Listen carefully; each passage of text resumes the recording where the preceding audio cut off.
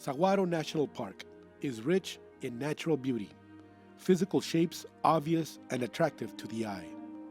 Mesquite trees and hackberry bushes line the drive through spiny, cactus-studded bajadas in the east district of the park. The Rincon Mountains, tipped in a dark green cap of evergreen trees, rise in the distance from the desert floor. This is what you might see if your family drives the loop road through the east district of the park on a late summer day after the monsoon rains. Beyond this view, more wonders are hidden. Streams, springs, and tanques vein the mountains and slopes above. Water gives life to plants and animals of all shapes and sizes. Javelina, bobcat, horned lizards, and kangaroo rats. You can easily see the park's natural beauty. What you don't see, what you cannot get by driving or hiking through, are images of the past, of the people who lived in this place.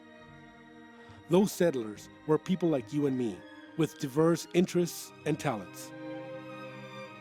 In fact, over thousands of years, human cultures have shaped and been shaped by this extraordinary land. Today, we'll take a short journey through the history of the people of the area, especially the area in and around what is now the East District of Saguaro National Park. After an introduction to the park, we'll look briefly at its earliest inhabitants, like those who used this metate, as well as Spaniards newly arrived from the Old World. We will also learn about people who established the park and made it what it is today. And finally, we'll look at what is today. What's here for you and your family to enjoy. Saguaro National Park now encompasses nearly 100,000 acres in and around the Rincon Mountains on the east and the Tucson Mountains on the west. Today, the city of Tucson crowds its boundaries. But in 1933, when it began, Saguaro National Park consisted only of land on the east side, far from the city. The park was inspired by a forest of giant cacti unique to the Sonoran Desert. We know them as saguaros, a word adapted into Spanish from Native American languages of Sonora. With the advent of photography and film in the late 19th and early 20th century, this giant cactus became an icon of the American West. Early westerns filmed with the backdrop of saguaros gave the majestic cactus an admiring audience around the world.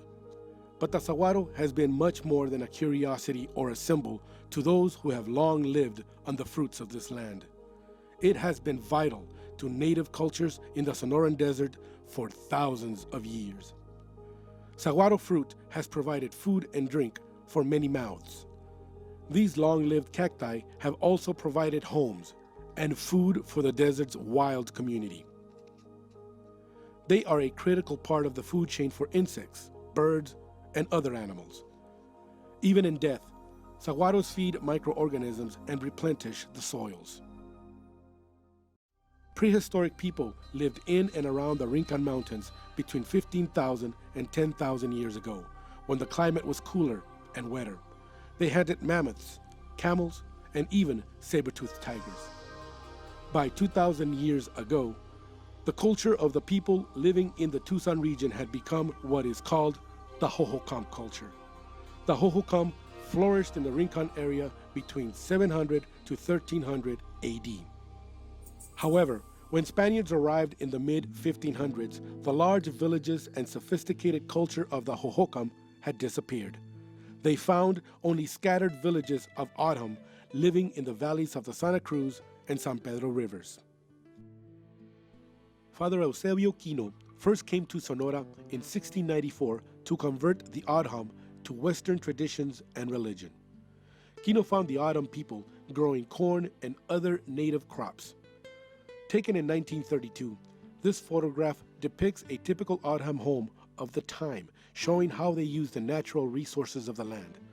Much like their ancestors, building homes and utensils from clays and plant materials, using saguaro fruit for food and drink, saguaro ribs in shelters, and ocotillo stems for fencing.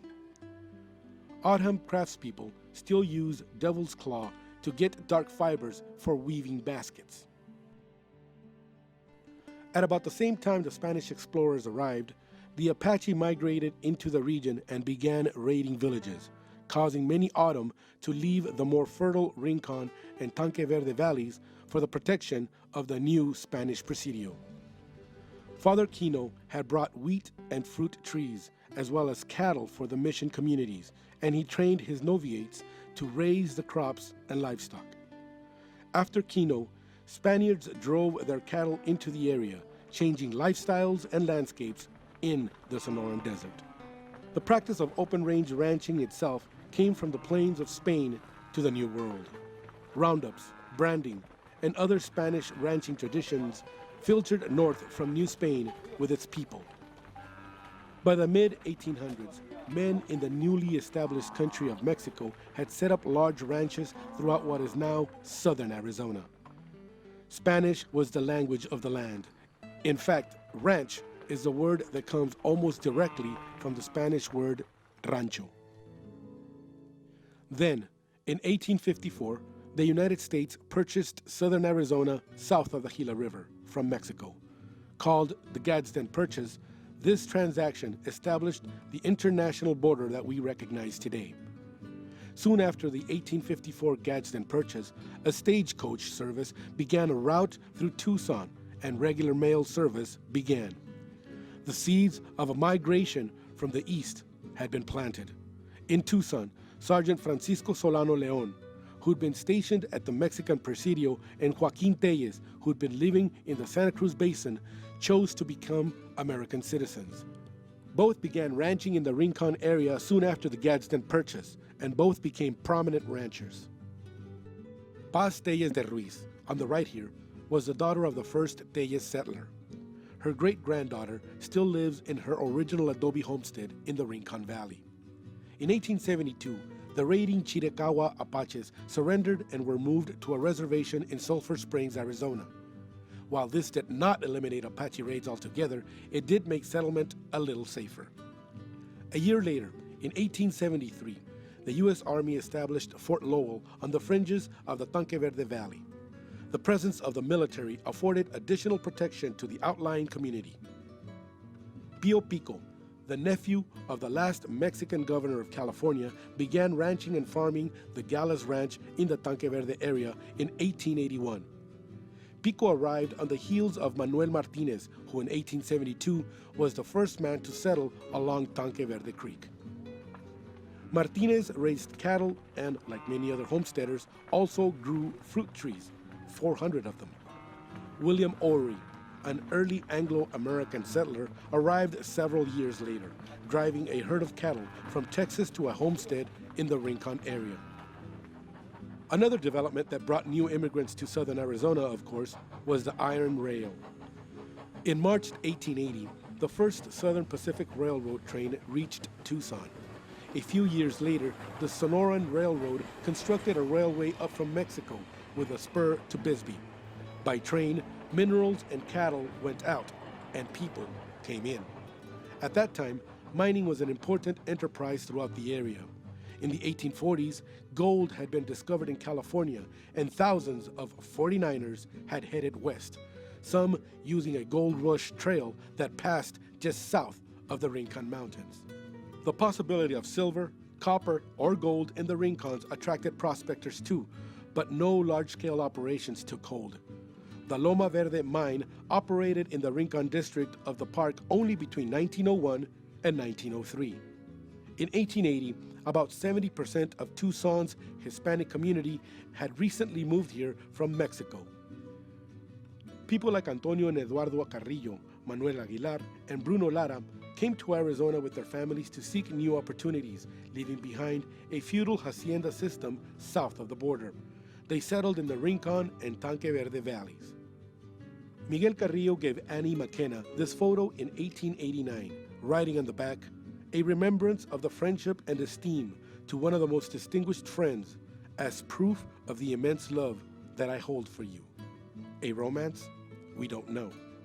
But we do know that many Anglo males who came to Tucson married Hispanic women and became part of Mexican-American family groups. Some of those families in the Rincon and Tanque Verde valleys included the Rusk, Mills, Van Alstyne, Hughes, and Allen families. For protection, early settlers built their homes in clusters near extended family members or friends. Notice the names on this 1893 map of the Tanque Verde area. Grouped close together, Montejo, Doe, and Dunham to the west, and Cienaguita and Carrillo to the north. Valdez, Pacho, Campas, Lopez, Ori, Van Alstyne, Pico, and Lara in the Central Valley along Tanque Verde Creek. Martinez and Carrillo to the east. The Rincon Valley map also shows the clustering of neighbors and friends. On the left, 3 Tellez families, 2 Benitez families, Rusk, Science, Lopez, and Mills. Closer to the inner Rincon, Leon, Mariscal, Felix, and Martinez. When the Apache Reservation was abandoned in 1876, raiding resumed. In 1886, Apaches kidnapped a boy from the Tellez Ranch. A posse of local men chased them across the Rincons and got back the boy 2 days later. The Apaches surrendered later that same year. Most were relocated to Florida, bringing increased safety and more settlement. Dionisio Sáenz Tellez, on the left with the mustache, was probably the son of one of the Tellez men in the posse that recovered the kidnapped boy. By the late 1800s, Tanque Verde and Rincon ranchers had large numbers of cattle, and every year they worked together to round up the herds for branding and sale. By 1900, Martinez, Ori, and Eduardo Carrillo had become the biggest ranchers in the area. By the turn of the century, schools had been established in the area. Later, Frederick and Dorothy Knipe, the first Anglo-Americans to actually buy land in the Rincon Valley, built a one-room schoolhouse for the community on the Bar F.K. Ranch. Many of the children's family names in this 1935 photo are those of the early settlers. More settlers from Mexico arrived in the early 1900s, many of them Yaqui and Mayo, avoiding extermination or deportation at best by Mexican troops. Among those who came were Cristobal Valenzuela, Fermín Cruz, and Andrea Maria Salcido. These few filed for homesteads. Most did not. Others worked as gauchos for local ranchers. Some of them owned their own herds as well. Here, vaqueros braid rope out of horsehair on the Tanque Verde Ranch. You can see the saguaro forest in the background. The first wave of homesteaders were obliged to grow crops to satisfy the demands of government land grants. But even after those requirements were removed, most families farmed their own provisions. A few continued to grow crops for sale. In the lower Tanque Verde Valley, families raised corn, beans, and squashes, like the Hohokam before them, irrigating with water from the creek. In an interview in 1996, Antonio Cordova related these memories from his early 20th century childhood in Tanque Verde Valley. We had a few cattle, but mostly we farmed. We planted barley, chile, squash, watermelons, corn, tomatoes, beans, and even a little wheat. With the money that we made selling vegetables in town, my father would buy provisions: salt, sugar, wooden buckets of lard, flour, rice, kerosene, and bolts of cloth.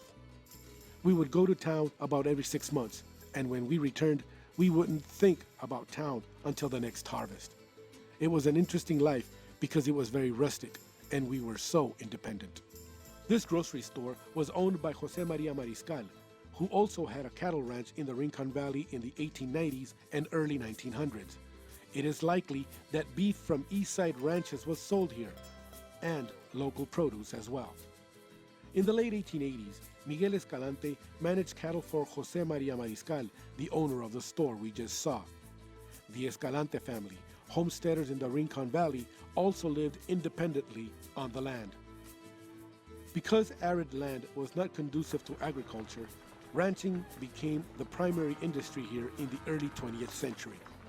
Whatever the venture, the livelihood of homesteading men and women demanded hard work and long hours, but families and friends helped each other, and also came together for fiestas. Early homesteader Juan José Sáenz built the house behind the group in this picture. He sold it to the Knipes in 1911. Their home had the only piano and cement floor in the area, and it hosted many community celebrations. Lito Benitez's guitar enlivened that 4th of July occasion. The cottonwood tree behind the Benitez and the peach orchard beyond were planted by Juan Jose Sáenz. By the mid-1920s, the way of the West was changing. Heavy grazing, drought, and mining operations contributed to erosion and the loss of grasses and other vegetation. On the slopes and valley floor below the Rincons, a generation of young Saguaro had been trampled. When Anglo-Americans from the east arrived, many homesteading families who were strapped by droughts and a slumping economy sold their ranches. In 1928, Jim Converse bought the Cebadilla Ranch from Rafael Carrillo. The Cebadilla became the Tanque Verde Guest Ranch. Here, visitors at a nearby guest ranch ham it up for the camera. At the same time, people in Tucson had begun to worry about the lack of young saguaros in the famed Eastern Stand. By the early 1930s, a movement to protect the saguaro forest had grown strong. It was championed by Homer Shantz, a botanist, avid amateur photographer, and president of the University of Arizona at the time. Shantz and others successfully campaigned with key politicians, and on March 1, 1933, U.S. President Herbert Hoover designated the Saguaro National Monument. Almost immediately, in the midst of the Great Depression, Saguaro National Monument, like other parks and monuments, provided relief for families across the country.